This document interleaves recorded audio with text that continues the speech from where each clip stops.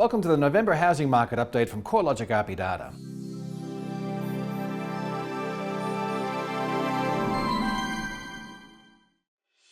Last month we saw a further indication that the rate of capital gain is starting to slow down in Sydney and to a lesser extent in Melbourne.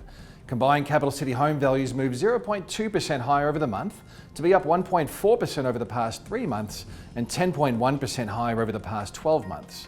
The annual rate of capital gain has been easing from a recent peak of 11.1% recorded in July earlier this year. Dwelling values have been rising across our combined capital city measure for nearly 3.5 years now, taking the cumulative capital gain to 32.1%. Of course, most of this growth has been happening in Sydney, where dwelling values have increased now by 50% over the cycle to date. Melbourne's followed close behind, with values rising by 36.2% over the same period. Growth conditions have been much more moderate outside of Sydney and Melbourne, with two capital cities, Perth and Darwin, now well into the down phase of this cycle, while value growth in the remaining capital cities remains moderate over the past year. Over the past 3 months, we've been seeing some interesting evolutions in the housing market. From a capital gain perspective, Melbourne started to show a stronger capital gain performance compared with Sydney. Both markets are showing some moderation in their strong rate of capital gain, but over the past 3 months, Melbourne dwelling values have increased by 3.1% compared to a 1.5% rise in Sydney values. Melbourne's also consistently recorded a higher auction clearance rate compared with Sydney since the second week of September. Another new factor in the housing market is that the cost of debt has recently increased. Due to higher capital requirements implemented by APRA, banks have raised mortgage rates by 15 to 20 basis points without any lift in the official cash rate. Additionally, mortgages for investment purposes are now faced with a 30 basis point premium over owner-occupier loans, which is likely to act as a further dampener on investment demand. Add to this the fact that most lenders are now requiring a larger deposit, and it's clear that borrowers are facing lending conditions that are a little bit tougher than what they were earlier in the year.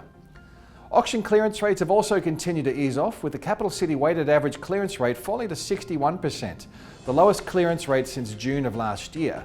Sydney's clearance rate over the first weekend of November was 60.2%, down from a recent high of 90% in April this year.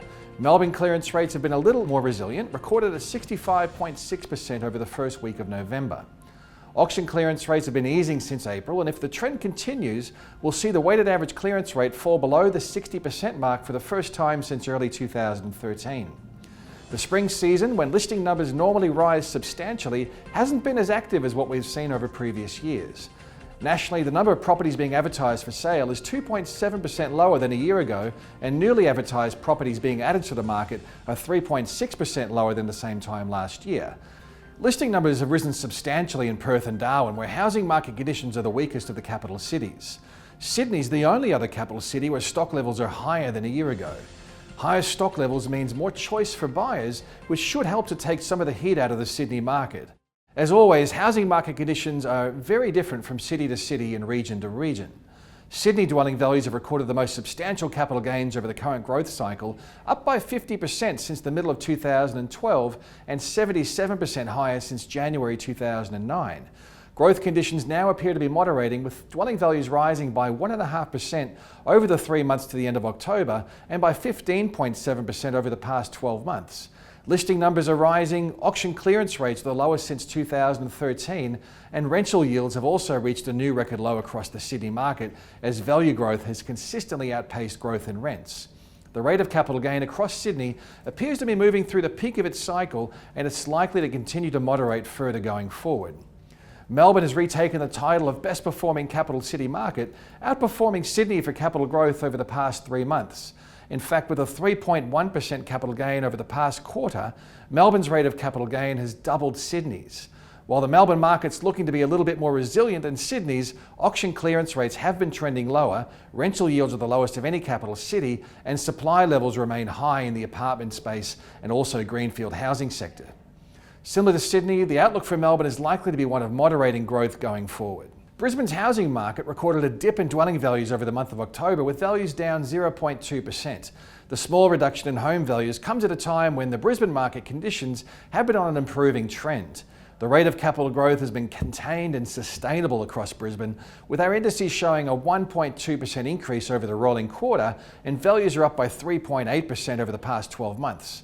Transaction numbers have been trending higher, indicating improving buyer demand, and rental yields remain substantially higher than the other major capital cities, which together with affordable prices and an earlier stage in the growth cycle might be attractive to investors. Adelaide dwelling values recovered from the 1.2% fall recorded in September, bouncing 1.5% higher in October. The annual rate of growth across Adelaide's been trending lower, but it remains in positive territory at 2.3% over the past 12 months. The stronger growth conditions in October were mostly the result of a large movement in unit values, which isn't likely to be sustained over the coming months. Adelaide unit values are actually 1% lower over the past 12 months, compared with a 2.6% rise in house values. The Perth housing market is progressing through the down phase of the cycle after recording strong growth conditions prior to 2014. The housing market in Perth peaked in December 2014, and since that time, dwelling values have fallen by 6.2%. Listing numbers have risen substantially, not due to a higher than normal amount of stock being added to the market, but due simply to a lower rate of absorption. The number of newly advertised properties being added to the Perth market's actually been relatively low, but in the face of reduced buyer demand, homes are taking longer to sell and vendors may need to reduce their price expectations in order to make a sale. Hobart's housing market reached a new milestone last month, taking the title of highest yielding capital city for detached housing away from Darwin. Hobart's been the only capital city where rents are rising faster than dwelling values, which has allowed Hobart the chance to buck the trend of compressing rental yields. Dwelling values are showing tentative signs of rising, up by 1.4% over the past month, but down 1.7% over the rolling quarter. Home values have moved higher over the past 12 months, up by 3.8%. The Darwin housing market's progressing through a contraction of dwelling values, with local values falling by 0.1% over the past 3 months to be 3.7% lower over the past 12 months. A large part of the downturn in Darwin is due to weakness in the unit market, where values have fallen substantially, down 12.8% over the past 12 months. Rents are also falling as housing demand softens. However, Darwin's still showing some of the most attractive rental yields across the capital cities. Canberra's housing market's continuing to emerge from the soft conditions that were evident between late 2010 through to 2013. Dwelling values across the nation's capital are up 0.8% over the past 3 months and 4.5% higher over the year, making Canberra the third best performing capital city over the past 12 months for capital growth. Growth in dwelling values has been driven by the detached housing sector, where values are 5.1% higher, compared with a 2.6% fall in unit values over the past 12 months. The housing market appears to be moving through an inflection point, with the rate of capital growth starting to taper due to a slowing of conditions in Sydney and to a lesser extent in Melbourne. These are Australia's 2 largest housing markets, and they've been driving the high headline rates of capital gain since 2009. A controlled slowdown in the trend value growth rate in these markets will be viewed positively by the Reserve Bank and regulators such as APRA, who are keen to see the rate of appreciation slow down in Sydney and Melbourne. Changes in the mortgage lending environment are likely to be one of the factors contributing to a slowdown in housing market conditions. Mortgage rates moved slightly higher in October. Investors are now paying a premium on the cost of debt, and banks are generally seeking a 20% or larger deposit for the majority of new mortgage originations. Low rental yields and affordability pressures are also at play in reducing housing market demand. The slowdown in housing market conditions are a timely reminder that home values don't always rise. The most recent downturn in capital city dwelling values was between late 2010 through to mid-2012, when dwelling values reduced by 7.4% over the 20 months. Prior to that, it was the GFC, where dwelling values were down by 6.1% from peak to trough, which lasted most of the 2008 calendar year. With interest rates set to remain low, potentially moving even lower next month or into the next year, we'll continue to see a level of stimulus for the housing market that should provide a floor under buyer demand. Dwelling construction is an important part of the national economy at a time when capital expenditure in the resources sector continues to wind down and commodity prices weaken further.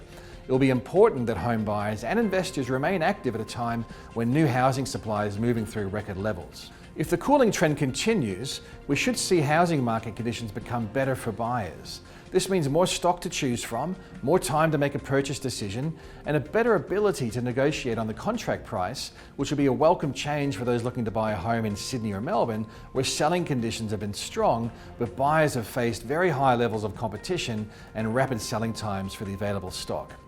As always, thanks for tuning into our monthly housing market update. If you want to stay up to date with your local housing market conditions, check out our research blog, which is updated regularly at www.corelogic.com.au. Detailed housing market reports are also available at propertyvalue.com.au.